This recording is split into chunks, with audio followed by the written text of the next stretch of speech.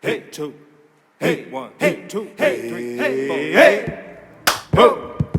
Hey. Ho. Hey. Ho. Hey. Ho. Everybody get up. Ho. Hey. Ho. Hey. Ho. Hey. Ho. Everybody get up. Everybody get up. And we're back. Part 3. This is a great discussion. We are here with Pt3, Rav'n, myself, LaDios Muhammad, and we are talking about images on TV and film from a young adult's perspective. So we discussed about how to get away with murder and some of the images that are projected. Now let's talk about the Oval. Now, when we talk about some raunchy stuff, y'all like the reality shows. I like that raunchy stuff. Well, I imagine it's a little bit like what was it? If loving you is wrong. I couldn't. That was pretty raunchy for me. I can't watch that. And I just got done with that one. Oh, so I'm like, I don't know if I want to step back into that pool. No, this is lighter. That's what the Oval kind of reminds me of. So, just they have better positions, right? Yeah. What's it about? So the Oval is about the this interracial family. Let me get their names. So Victoria Franklin and Hunter Franklin, they're married, and they come into the presidential office. So it's all about their lives, and one thing they do is they match up the children, so you can clearly look and see that they're biracial. Thanks, good job, Tyler, on doing that. Mm-hmm. The Victoria Franklin is played by Kyron Moore, and her husband, who's Hunter Franklin, is played by Ed Quinn. So I love this show. I really do. When I first seen it, I was like, oh no, this is garbage. But now I'm hook, line, and sinker. It's another interracial relationship. Now, one thing I don't like about this show is the woman who's the lead, Victoria Franklin, played by Kyron Moore. She represents the angry, black, bitter, mean woman. And once again, here we are with that image. Mm-hmm. She's very sophisticated, very refined. Mm-hmm. She has a horrible relationship with her kids. But also high maintenance. That's the other statement, right? Yes, She's going to be a high maintenance diva that might cut your balls off. So, exactly. Yeah, sorry. Yeah. She demasculates the man. And then on the flip side, so she's with this man. Now, okay, let me tell you something that I like. Versus How to Get Away with Murder, and this is just my 2 cents. One thing about Tyler Perry, if he puts a black woman with a white man in his movies, they're fine. They're fine. Mm-hmm. Thank you, Tyler. I can dig that because now we ain't got no throwbacks. They're fine. So this guy, Ed Quinn is a very handsome looking man. So I love how he plays the president. And I'm so glad Tyler keep doing that. I can respect that. If you're going to put us on screen with someone of a different race, make sure they look good. Yeah. You know what I'm saying? Mm-hmm. So, but yeah, once again, she's this angry. And now he's depicted as spineless, weak, and unintelligent. Sure. And I'm just like, what the, Not powerful. He has no power. Mm-hmm, In fact, hers is all dominant. Her power is all dominant because basically now this is kind of cool. Her family is the wealthy family that put him in the White House. Sure. So they got some power. So I thought that was pretty positive. But again, she's this angry, and it's a very dysfunctional family. Sure. Then we got Empire. That's been directed by Lee Daniels. Have you guys seen Empire? Yes. Yeah. All right. Now, I loved Empire. I watched it from beginning to end. We got Empire where it's Lucius Lyon, played by Terrence Howard. And then we have Cookie by Taraji P. Henson. So now we got the drug dealer who's turned hip-hop Mongol.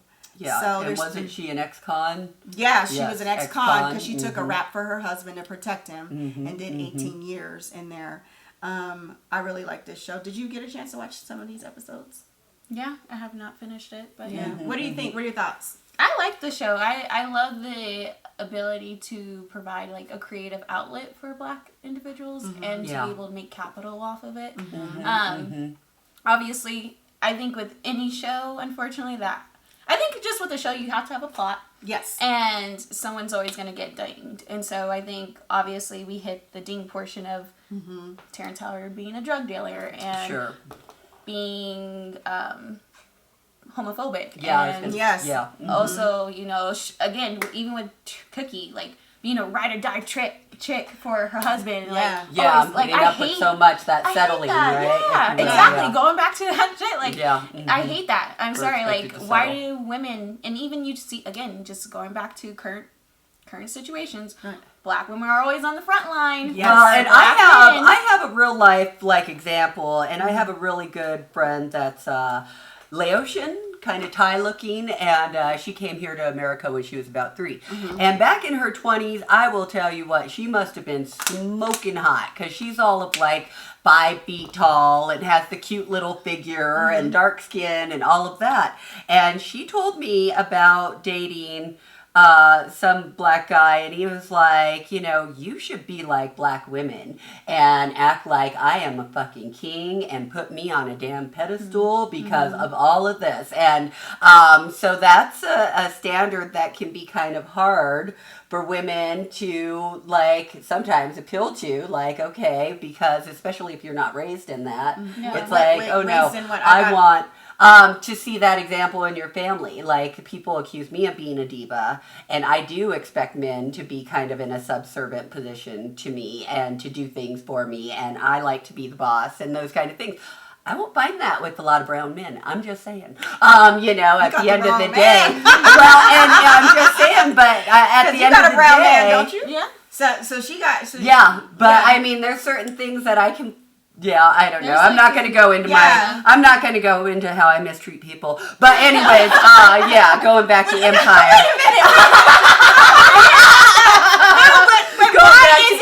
Why is it? Now, this is good because you made a good point, and I know Rav'n and I spoke about that because we did a review on, remember, what was it got? The little boy, I can't even call it. The little boy, the guy who grew up and he ended up killing the drug dealer. All Day and a Night.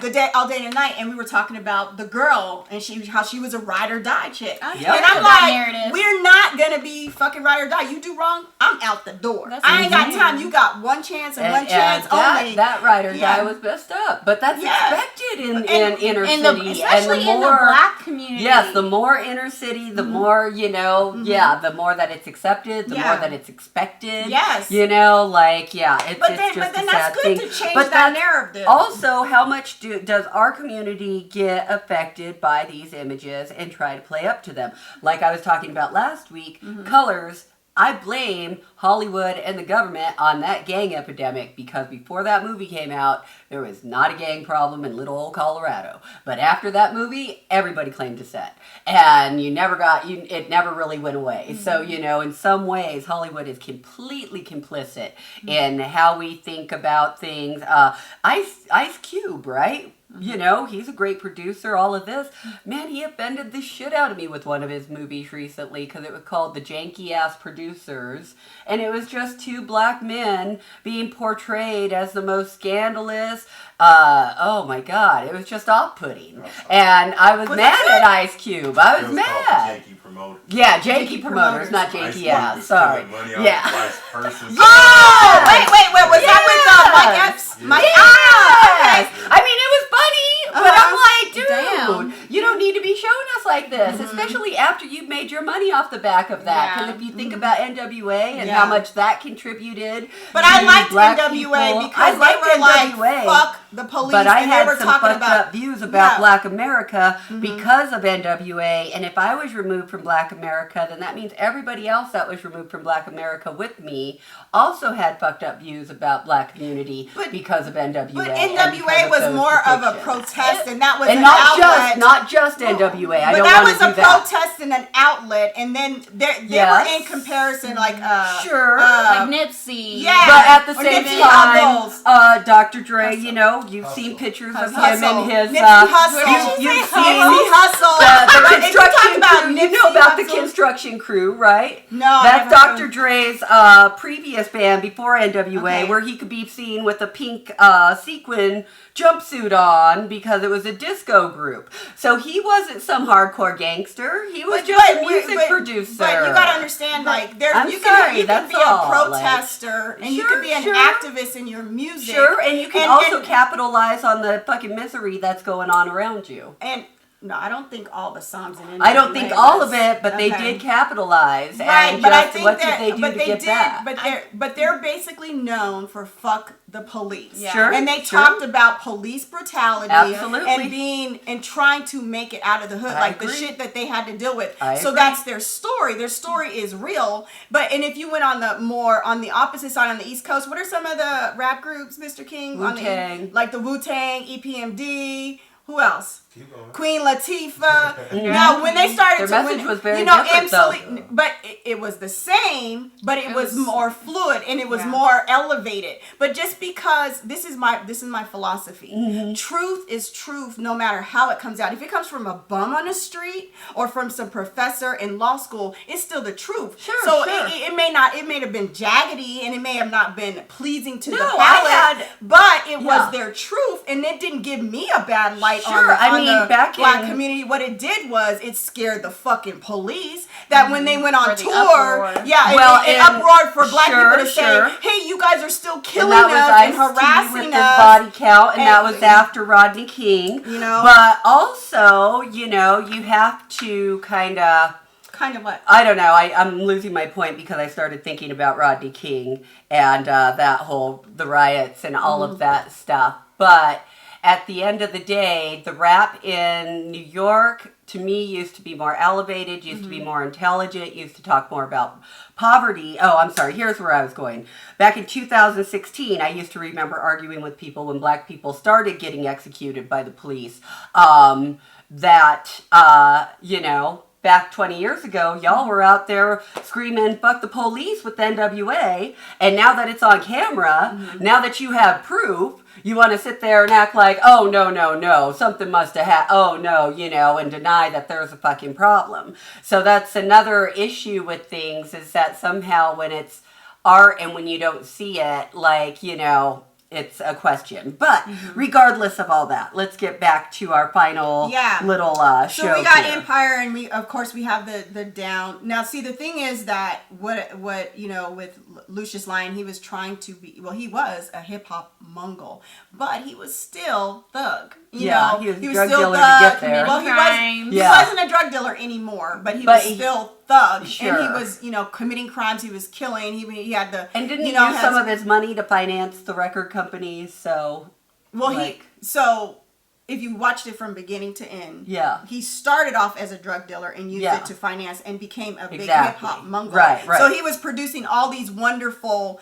hip hop R&B, and then he produced. Oh, by the He was way, producing even in what's the her hood. name? What's her name? Demi Moore's daughter was in there, and that chick can sing for real. She was blowing it out the box. So he produced and created a whole diverse of real life singers that were characters in the show. So but then, you know, then there's Cookie, because Cookie does come into her own at the end in the last season, which they redeemed her, which I thought was great.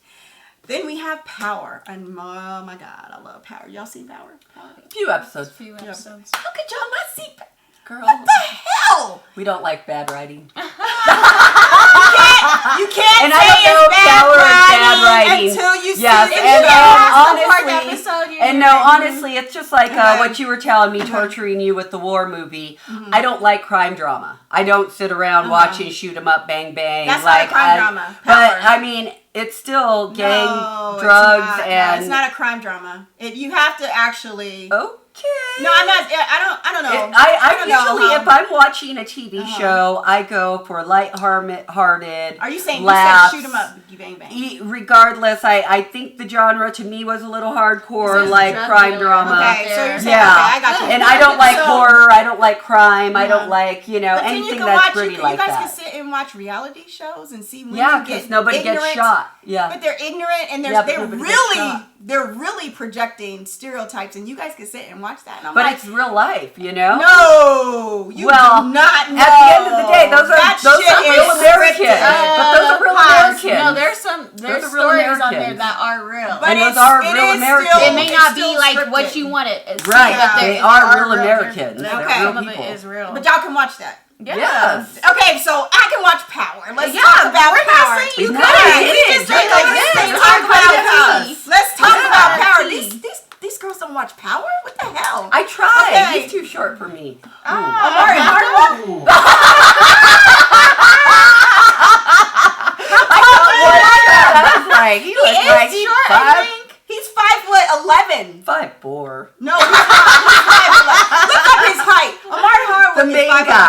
the main That's guy? Omari Hardwick.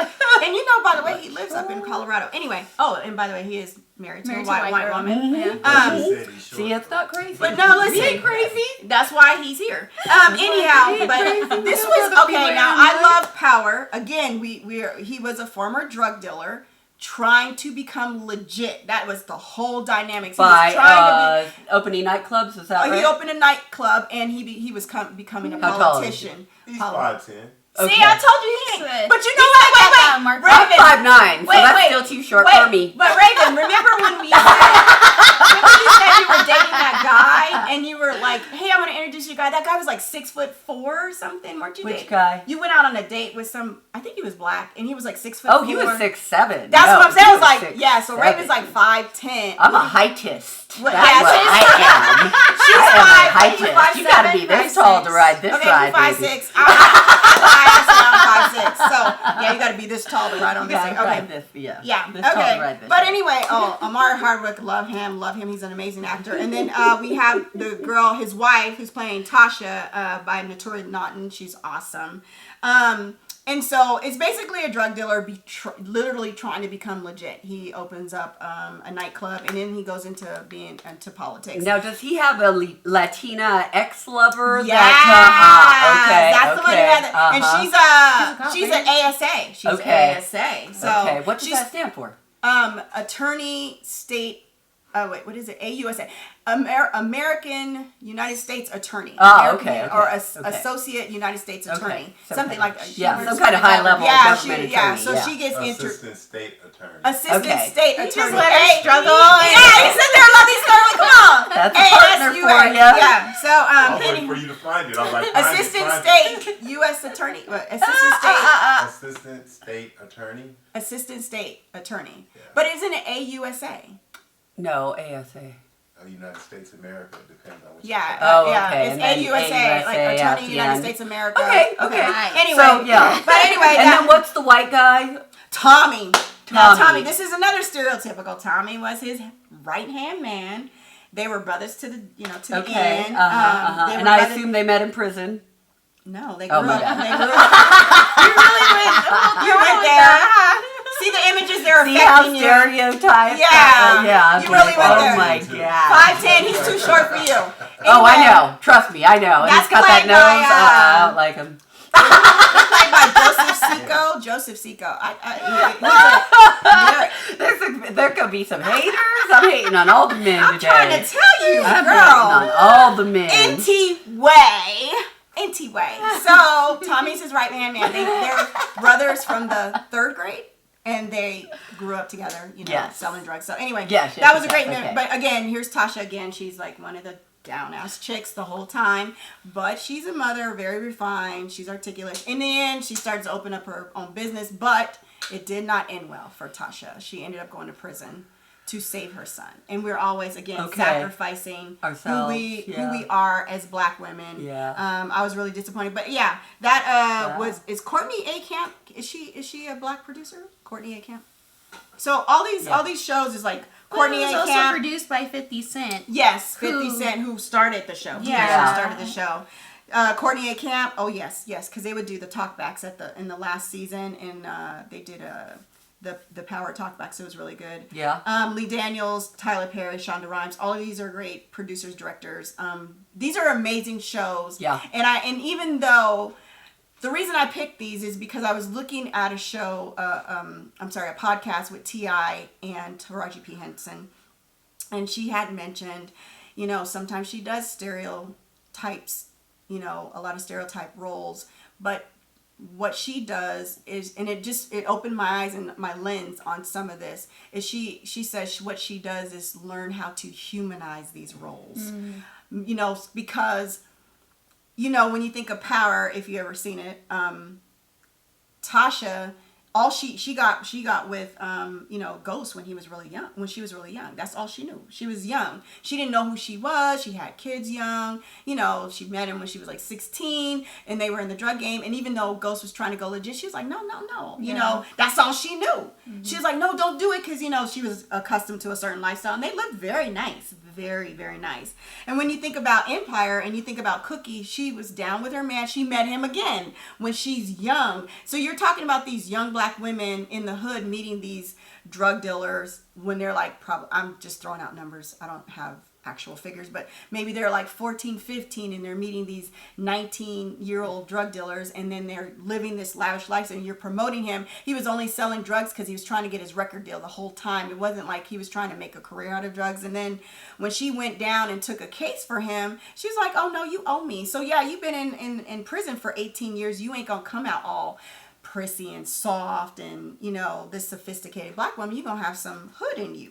But she was articulate enough to navigate through society, and that's how we can humanize why she did what she did and does what she does in this role. And we can understand why Lucius was as arrogant, and he was like narcissistic, and you know, he built this empire and he wanted no one to take it. He didn't want, and they put a lot of thought things in there about white men trying to break down the black man. I mean, there was a lot of little nuggets throughout the 6 seasons that they had. They're not quite finished yet. There's still a couple of sessions. The Oval, I love it. Again, I'm going to give Tyler Perry something. Kudos to him.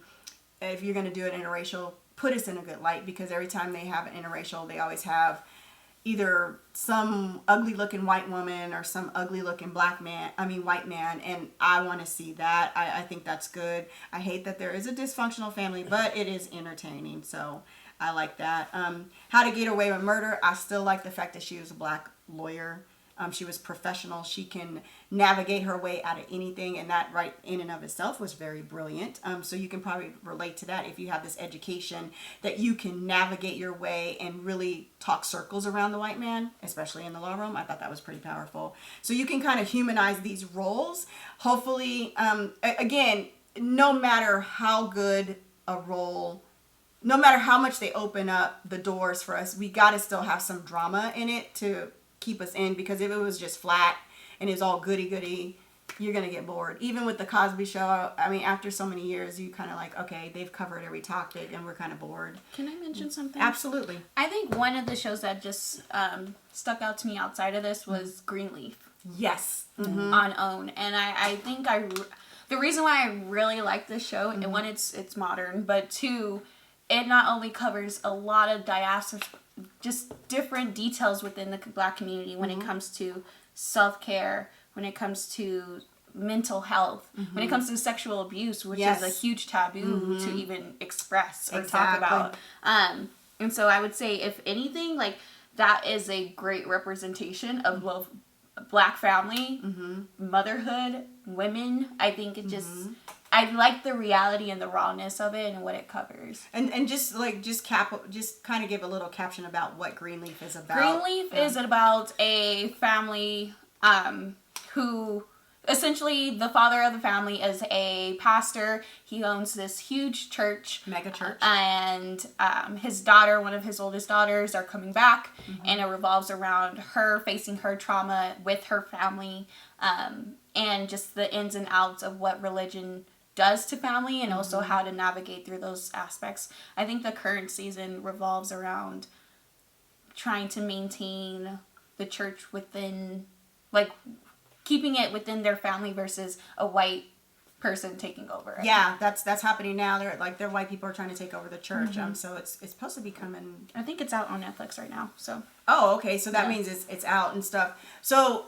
Would you say, overall, again, we're talking about images on TV and film from a young adult's perspective, would you say coming, being born in the 90s, heading into the 2000s, and now we're in 2020, that it's getting better, it's worse, it's about the same, or are we still elevating? Do you see more blacks and Latinas? I know we didn't talk too much about Latinas because there's Ugly Betty that you turned me on that I love. That was great. Do you think we're starting to be more prevalent, more positive roles, and can we actually humanize these roles even if they're stereotypes?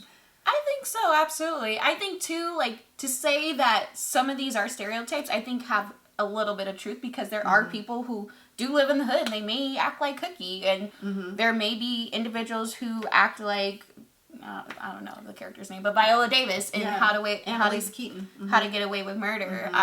I think there's obviously more room for growth, but as far as like growing up, I don't think there is enough representation. I think for working adults like me, there is. If that makes sense. Like, I'm not really seeing it in children's shows. Okay. Like, all these black shows, even like The Proud Family, like, Oh, don't okay. see Like they that. had that. Okay. Yeah, we talked about that last week about representation of having more black cartoons and stuff. And I said they're out there. They're just not on prime time. they're not on prime Yeah. TV. Yeah. So you don't see it on prime time in the little cable TV. So anyway, we want to thank our guest Mataji for your input, and we really appreciate it. And we're gonna have more guests like these people.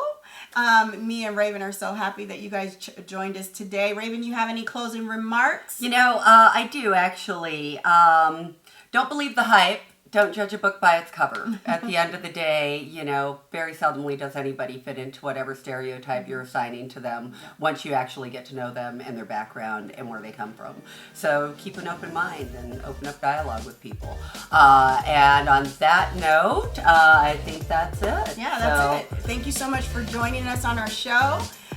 Please like, share, subscribe. Thank you. We had comments from our last episode. We appreciate it. Our subscribers are increasing slowly, but we really want to put out educational pieces for you from a perspective of actors. I'm LaDios. Oh, remember, you don't have to be asleep to dream, so get up and get out and do something for yourself.